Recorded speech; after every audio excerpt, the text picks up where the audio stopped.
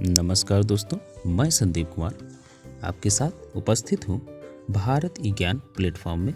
मैं लेकर उपस्थित हूँ आपके समक्ष जो है बहुत ही इम्पोर्टेंट प्रश्न और आपके सभी कॉम्पिटिटिव एग्जाम के लिए ये आपके लक्ष्यों तक पहुँचा सकते हैं।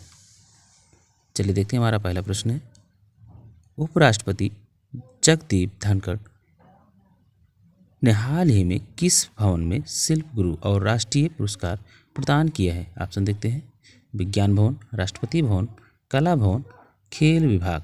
सही उत्तर है ये विज्ञान भवन में हुआ है। चलिए देखते हैं, उपराष्ट्रपति जगदीप धनखड़ ने हाल ही में विज्ञान भवन में शिल्प गुरु और राष्ट्रीय पुरस्कार प्रदान किए हैं।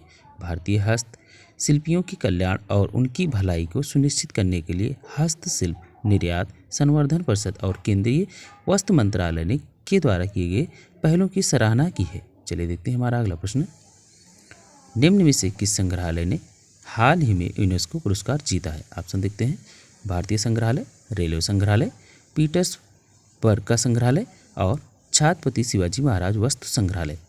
सही उत्तर है छत्रपति शिवाजी वस्त्र संग्रहालय। भारतीय संग्रहालय कहाँ है? ये कोलकाता में है। रेलवे संग्रहालय मध्य प्रदेश में, और पीटर्स का ये दुनिया का सबसे बड़ा संग्रहालय है जो कि ये है रूस में। चलिए इसको विस्तार से देखते हैं। भारतीय संग्रहालय ये हमारे अंग्रेजों के समय पे आया हुआ था, उसी समय बनाया गया था। और रेल संग्रहालय रेल से जुड़ी इतिहास से संबंधित सभी जानकारियाँ वहाँ मिलती हैं।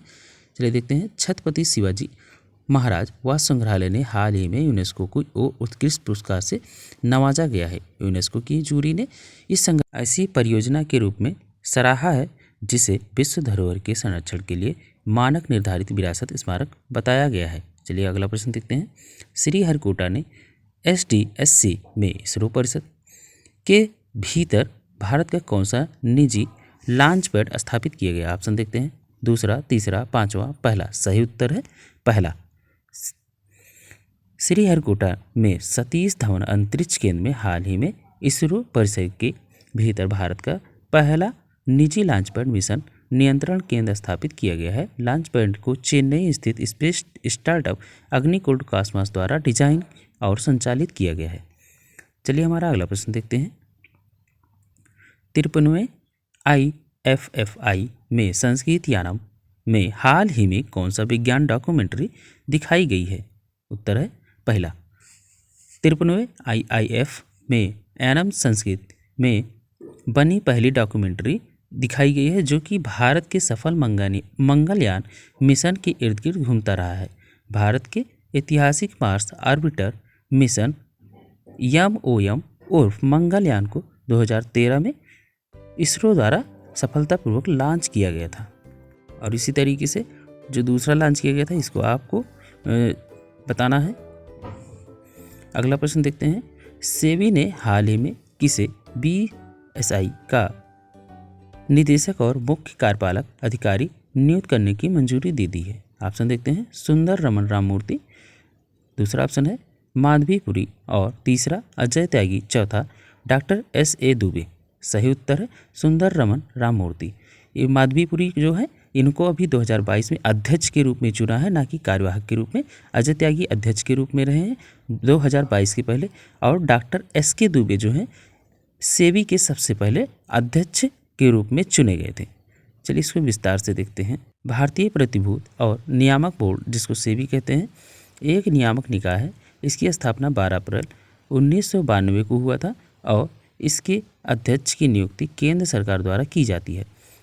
भारत जो बाजार है, भारत का जो सेबी है, ये जो है भारत नियामक सेबी हाल ही में BCI प्रबंध निदेशक और मुख्य कार्यपालक अधिकारी नियुक्त करने की मंजूरी देती है। BCI यानी बॉम्बे स्टॉक एक्सचेंज भारतीय स्टॉक मार्केट का एक प्रमुख स्टॉक एक्सचेंज है। और ये क्या करता है, ये भारत में हो रहे जो भी लेन देन हो रहे होते हैं या स्टॉक या इन्वेस्टमेंट से संबंधित सूचनाओं को प्रदान करता है।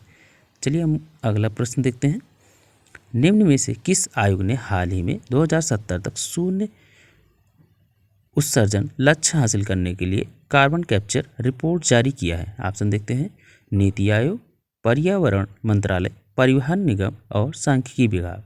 सही उत्तर है नीति आयोग के द्वारा किया गया है। हाल ही में 2070 तक शून्य शुद्ध शून्य उत्सर्जन लक्ष्य हासिल करने के लिए कार्बन कैप्चर अध्ययन रिपोर्ट जारी किया है। यह रिपोर्ट के तहत अनुप्रयोग के लिए विभिन्न क्षेत्रों में आवश्यक व्यापक नीतिगत कदम उठाने की बात की है। चलिए देखते हैं हमारा अगला प्रश्न। इसमें से किसने हाल ही में अधिग्रहण नियमों की समीक्षा के लिए एक समिति गठित की गई है? ऑप्शन देखते हैं, आरबीआई द्वारा, ग्रामीण बैंक द्वारा, कमर्शियल बैंक द्वारा या सेबी द्वारा। सही उत्तर है सेबी। सेबी के नियमों के समीक्षा के लिए समिति गठित की है, जिसका उद्देश्य उचित वैश्विक व्यापार को मजबूत बनाना। अगर आरबीआई को देखें, यह भारत का सबसे बड़ा बैंक है, या कह लीजिए कि भारत का या सरकार का बैंक है। ग्रामीण बैंक ये क्षेत्रीय स्तर पर होता है, और कमर्शियल बैंक जितने भी बैंक हैं आपके, एसबीआई हो गया, पंजाब नेशनल बैंक हो गया, बीओबी हो गया, इलाहाबाद बैंक हो गया, इंडियन बैंक, ये सभी आपकी कमर्शियल बैंक के रूप में कहलाते हैं।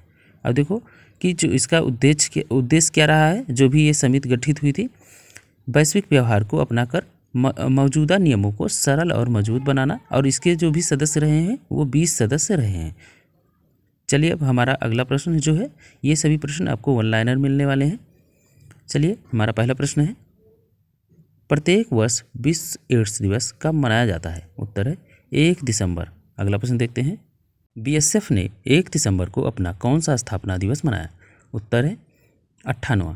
हमारा अगला प्रश्न है, हाल ही में किस देश के पूर्व राष्ट्रपति जियांग जमी का निधन हो गया? उत्तर है चीन। अगला प्रश्न देखते हैं, हाइड्रोजन फ्यूल से चलने वाला पहला एयरक्राफ्ट किस कंपनी के द्वारा किया गया है? ये किया गया है रोल्स रॉयल्स एंड ईजीटेक जेट कंपनी के द्वारा। अगला प्रश्न देखते हैं, किस राज्य के मुख्यमंत्री हाल ही में एसपी सिपकॉट औद्योगिक पार्क का उद्घाटन किया है? उत्तर है तमिलनाडु के मुख्यमंत्री हैं। हमारा अगला प्रश्न है, भारत के द्वारा जो है G20 की अध्यक्षता के ग्रहण करने में कितने स्मारकों का प्रकाशित किया गया? ये 100 है। हमारा अगला प्रश्न है, भारत अमेरिका की सेनाओं के बीच संयुक्त सैन्याभ्यास युद्ध अभ्यास जो है 2022 का कहाँ आयोजन किया गया? उत्तराखंड में। अगला प्रश्न देखते हैं, किस देश के ग्रेटर बैरियर रीफ को विश्व धरोहर के रूप में सूचीबद्ध किया गया? उत्तर है ऑस्ट्रेलिया। अगला प्रश्न है, मेरियर वेबस्टर ने किसे 2022 के लिए वर्ड ऑफ द ईयर घोषित किया है? Gas lighting. हमारा अगला प्रश्न है, किस देश की फिल्म नारगिसी ने IFFI में ICT CFT यूनेस्को गांधी पुरस्कार जीता हुआ है? यह है ईरान। प्रश्न है, किस देश ने हाल ही में औपचारिक रूप से G20 समूह की अध्यक्षता करने वाला है? भारत। हमारा अगला प्रश्न है, भारत ने किस देश को 100 मिलियन अमेरिकी डॉलर वित्तीय सहायता प्रदान कर रहा है? मालदीव को। हमारा अगला प्रश्न है, भारत में मातृ मृत्यु अनुपात घट करके प्रति लाख जीवित जन्मों का कितना हो गया? ये हो गया 97। हमारा अगला प्रश्न है, कौन सा राज्य 10 मासिक किस्तों में महिला स्नातकोत्तर छात्रों को सालाना 10,000 रुपये प्रदान करेगा? उत्तर है असम सरकार। हमारा अगला प्रश्न है, 2 दिसंबर को कौन सा दिवस मनाया गया है? ये मनाया गया है विश्व कंप्यूटर साक्षरता दिवस। अगला प्रश्न देखते हैं, किसे पारा sport person of the year चुना गया है? ये इनको पुरस्कार के रूप में सम्मानित किया गया है। ये हैं अवनी लेखरा। हमारा अगला प्रश्न है, किस संस्था ने तमिलनाडु मर्केंटाइल बैंक को सरकारी कारोबार करने के लिए अधिकृत किया है? उत्तर है आरबीआई। हमारा अगला प्रश्न है, किस संगठन ने हाल ही में state of global water resource 2021 जारी किया है? उत्तर है विश्व मौसम विज्ञान संगठन ने। हमारा अगला प्रश्न है, किसके द्वारा हिंदी पखवाड़ा 2022 के विजेताओं को पुरस्कार प्रदान किया गया है? ये किया गया है लोकसभा स्पीकर जो हैं ओम बिरला जी के द्वारा। हमारा अगला प्रश्न है, उत्तराखंड के नए राज्य जो है नए ब्रास एम्बेसडर कौन बने हैं? ये हैं प्रसून जोशी। हमारा अगला प्रश्न है, INTUC कर्नाटक का नया अध्यक्ष किसे चुना गया है? ये चुने गए हैं लक्ष्मी वेंकटेश हैं। हमारा अगला प्रश्न है, सेबी ने हाल ही में किसे BSE का नया MD और CEO घोषित किया है? ये हैं सुंदर रमन राममूर्ति। हमारे द्वारा चुने गए सभी प्रश्न आपके कॉम्पिटिटिव एग्जाम के लिए बहुत ही इंपॉर्टेंट है। कृपया करके अगर आप पहली बार आए हैं तो लाइक सब्सक्राइब बटन अवश्य दबाएं। चलिए अब यहीं पे प्रश्नोत्तरी समाप्त होती है। Thank you.